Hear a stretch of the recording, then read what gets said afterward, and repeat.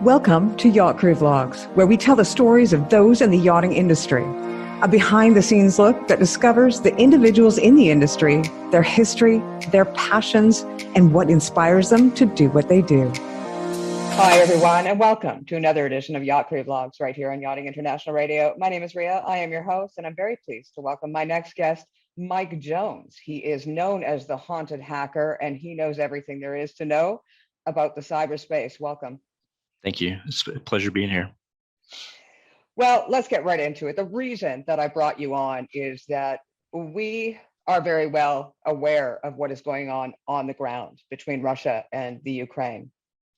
The pictures in the media, we see the droves upon droves. I think something like 1 million Ukrainians have now left their country in search of safety. What no one is talking about, and I think because it doesn't create these images or visuals that people can relate to, is the fact that we have an equal war, and actually a far more far-reaching war going on, and that is in the cyberspace. Now, this war, Russia has been known to be #1 in the world for years when it comes to the cyber front. How is that affecting? I mean, they have the capability now of reaching out to the US, and they already are targeting the US. They have Australia. I mean, the world is at their fingertips. What can we expect? What's going on out there right now as far as the cyber attacks? Well, I had the experience of working within an APT group in Russia back in 2016, APT 28, aka Sophacy or Fancy Bear. And I can tell you that having a state-sponsored hacking group with the technology and the know-how that they have, it's going to happen. So I think right now they've been somewhat quiet about things on the cyber front, and they're playing more of a game of like chicken and really grabbing people from the hacker community and technologists within Russia, trying to recruit them into the cyber war. Now, I think the cyber war actually started years ago. It just really hasn't died down. And I think it's amplified now. But the thing is that it's become a global cyber war. Yeah. Not only do you have the Belarusian partisans who attacked the railway to keep Russia from coming into Belarus, but you also have anonymous hitting the Kremlin and government websites and services, and multiple other groups that are jumping in. But here's the problem I have with people joining this cyber war. A lot of people are jumping in without the knowledge of cyber warfare operations, not trained in that aspect. You get a lot of people that are grabbing IPs or stuff off of Shodan or intelligence reports and attacking those devices. But here's the big problem that could go nuclear.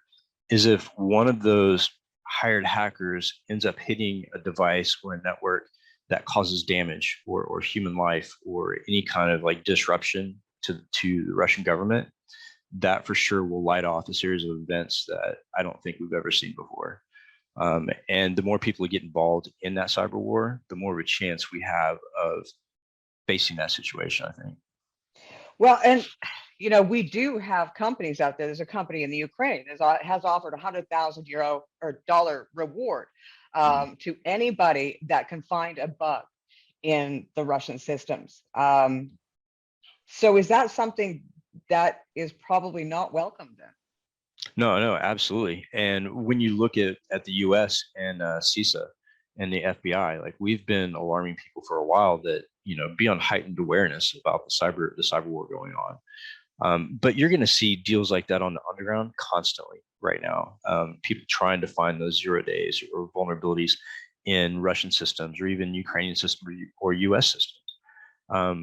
Any person that has a dog in this fight, any country that has a dog in this fight is going to be doing the same thing. I've never seen this in my lifetime, and I'm pretty sure that most people haven't. And I think we're at a time in history where, not only are we seeing kinetic war and physical devastation, but we're also seeing the first time that ransomware has been used as a weapon against the Ukrainian government. And that's one of my predictions from last year was we were going to see ransomware used as a weapon in a geopolitical situation. And I've really focused my attention this year and last year on the geopolitical situation, not only with Russia and Ukraine, but also China and Taiwan, and Cuba and the U.S. Last year, we saw Cuba probing U.S. infrastructure. I believe that this war has started, a long time ago. Like, look at SolarWinds. I think the cyber war started way before the kinetic, and this was like a preceding shots fired, and then it eventually went kinetic into Ukraine and other places. Well, just prior to Russia invading the Ukraine, the websites of the Ukrainian Defense Ministry, the army, and 2 state banks were taken down through brute force, basically. DDoS attacks, I think they were. Do you think that sort of was a precursor to feet on the ground warfare? 100%. When you look at U.S. and electronic warfare and the way that we maintain cyber operations and cyber warfare, one of the key factors is to identify critical infrastructure. We've been doing this for a long time. Look at the psychological operations that the Army carries out, dropping leaflets, trying to persuade people to stop what they're doing or leave. Same thing with war now. When we see critical infrastructure going down, like banking, it causes a panic. And the whole thing is to cripple that country. And, the things that we normally see in, the beginning of a conflict, let's take Iraq, for example, back in 92, we had the whole shock and awe campaign with missiles fired and just fireworks for days. Yeah. But I think now we're starting to see those same fireworks, but on the cyber front. And I don't think that's going to change. And I think it will only intensify. I do believe if Putin gets a hold of Kyiv and actually takes that over, I think you're going to see attention being redirected towards the U.S. Because that's a big milestone for Putin to grab that city, and it's been very difficult for him right now. But I do think a cyber attack is coming. When it's going to happen, I don't know. But they're laying the groundwork for it. You're starting to see it on the internet. You're starting to see it in discussions and within groups in the dark web. Well, one question I have, I think the biggest embarrassment for most of these banks and governments, et cetera, is to get hacked. That is so devastatingly embarrassed because they're supposed to be the most secure entities on the face of the planet. Is the reason that the public isn't so cognizant of the fact that these attacks are ongoing is because they are always covered up? If there is ransomware attached, people pay that ransom just to get their information back and move on. Is this why we aren't, as normal human beings, so aware of what is happening out there in the cyber world? Unfortunately, I think a lot of it has to do with media coverage, right? People are used to getting their information, their news from 2 primary sources in the U.S. You have CNN, you have Fox News. And they don't really cover that. They did cover the attacks by Anonymous, quite thoroughly, but that's because the government has always had a beef with Anonymous. But as far as like ransomware and stuff like that, I don't think we talk enough about that in mainstream media. And I think a lot of it's hidden simply because of the fact that we don't want to look vulnerable as a country. And I'm sure other countries are the same way. But, I think now we can't avoid it any longer. But the psychology of Americans, where I'm at in the U.S., as long as they can flip on the television, get fed their news through the 2 primary outlets and go to Target and Starbucks, they're not going to dig much more. They're not the type of people who are really going to dive into this and really research it and study it.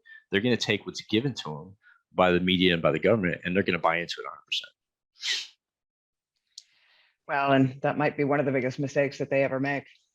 You did mention Anonymous, and I know that Anonymous has, they've got such a mystery about them, but they have said that their group is going to be targeting Russia solely. That is their one focus until this war is over.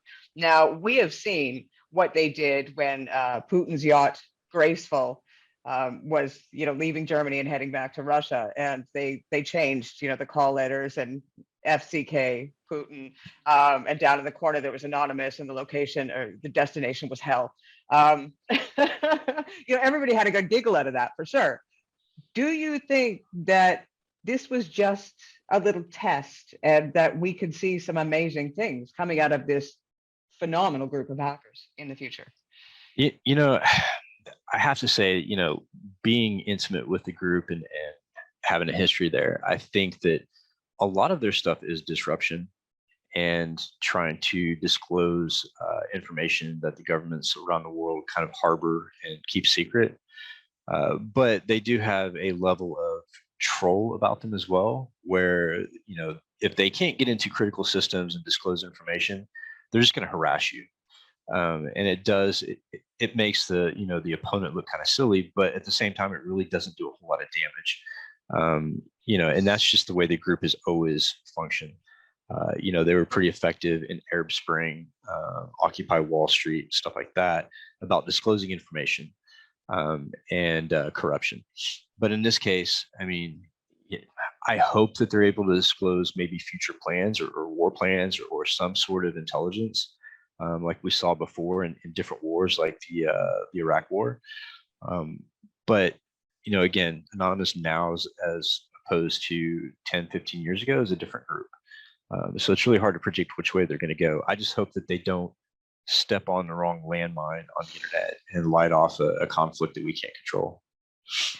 Well, then going in that vein, do you think that they would have the capabilities? Because, the leaders in Russia, they're well known for hiding money, assets, you name it. I mean, all over the world, and shell company upon shell company upon shell company, and transferred from here to there to everywhere.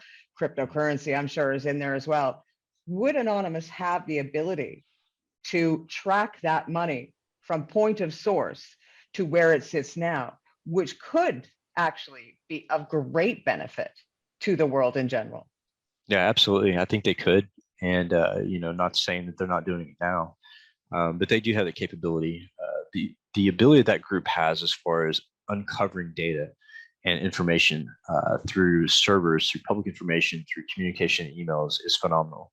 And that's one thing that they've always been good at, is finding that information. I wish that they would find where the money's going in Russia, because I know that the sanctions and everything we're doing to Putin is not affecting Putin; it's affecting the country. But I'd also like them to, take a look at the U.S. and what we're covering up and what data that we're hiding about what's going on. Because I have to say, like, I've been around for a while, and looking at the way that different presidents operate and different governments operate, I have to say this is really odd for the U.S. to respond in the way that we have. But also, look at the NSA and CIA. I know that they're doing cyber ops as we speak, just taking a look at stuff. But yeah, Anonymous definitely has that capability. But here's the thing: is any kid on the internet can find an ICS or a SCADA system. Just by stumbling upon it. A lot of things happen by accident. And that's my biggest concern. I know that we'll find information about Putin, about the oligarchs that wasn't disclosed previously from these cyber means, but I also worry about, every kid jumping on and being patriotic in that way and affecting either the US or the Ukraine in a negative way. And I guess that is the danger, is that this could explode, because, if this ramps up, and not only are we talking about a very unstable individual with his finger hovering over a nuclear warhead, but as well the capability for a full-scale cyber war on the planet, which means, we're talking the ability to interrupt our electricity, our water supplies, our banking system. I mean, just the supply chain. I mean, that's already starting to happen as well. The ability for ships to be shipping goods from one place to another, that's already been interrupted by one company.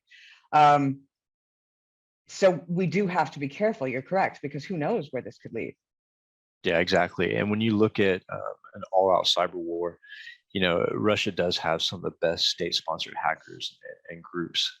That's their job.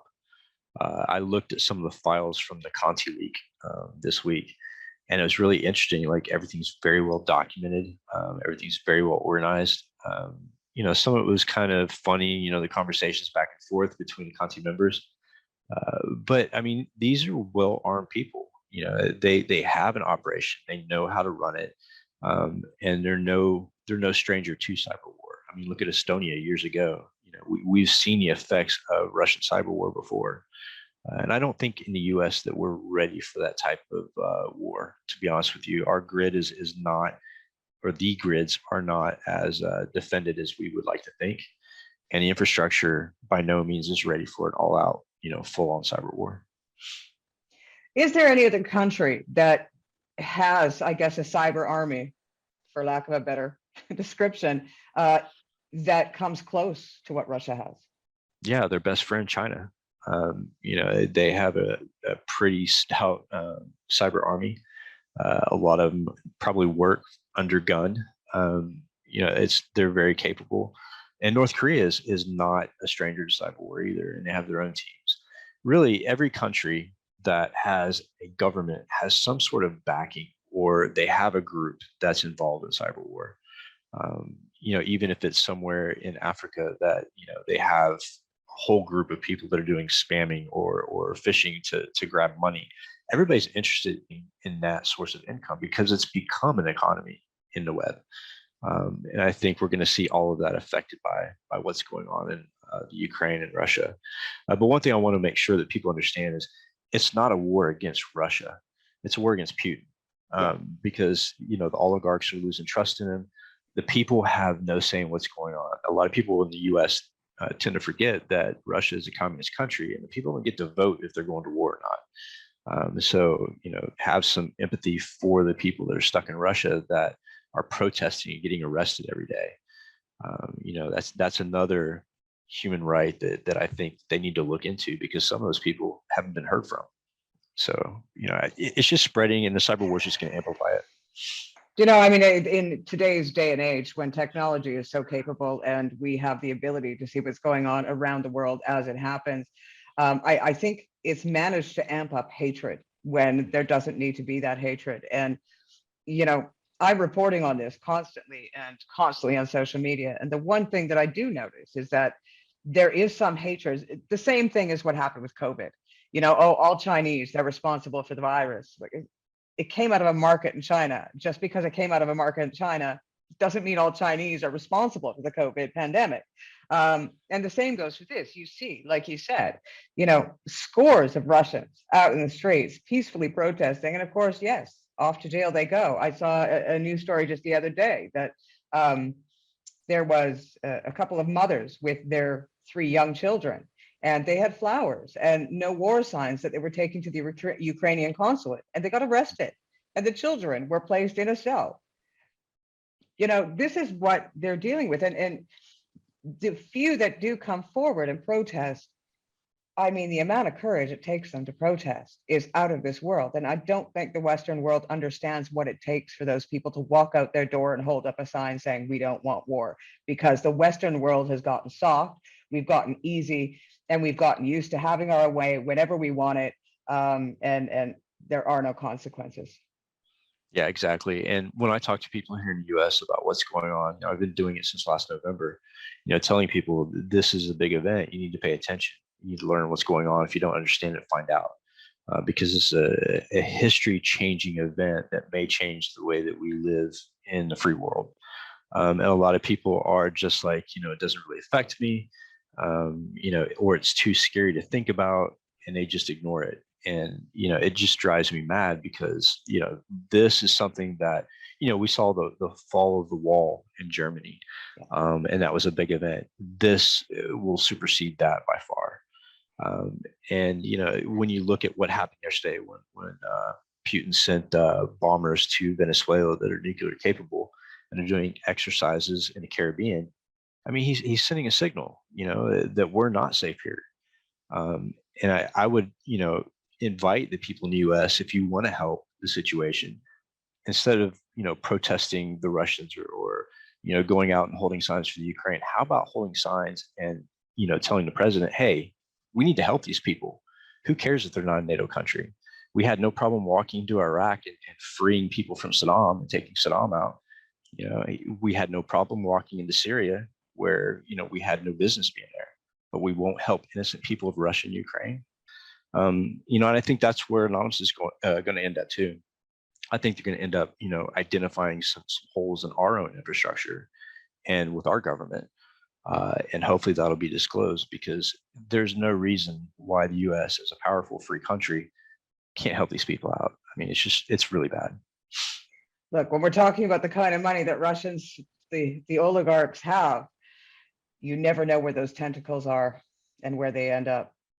Yep, exactly. And the more power and the more money means the more greed, and the more power and the more money they want. And the U.S. definitely, I'm sure that there's several people in the government that probably have ties with those oligarchs. Oh, for sure. And for you sure. know, when I think about that and I see what we're doing and not helping, you know, it's hard for me not to think that they're trying to protect somebody over there. Oh, I can guarantee you every government on the face of the planet has something to do, because as I said, they're everywhere. With that kind of crazy money, they're everywhere. You know, they've got their fingers in every pie possible. So, well, it will be interesting to see what happens. You know what? I would love to have you back, say perhaps in a month's time or so, as things progress, and you know, because I'm sure that we're going to see some activity on the cyber front in the next few weeks.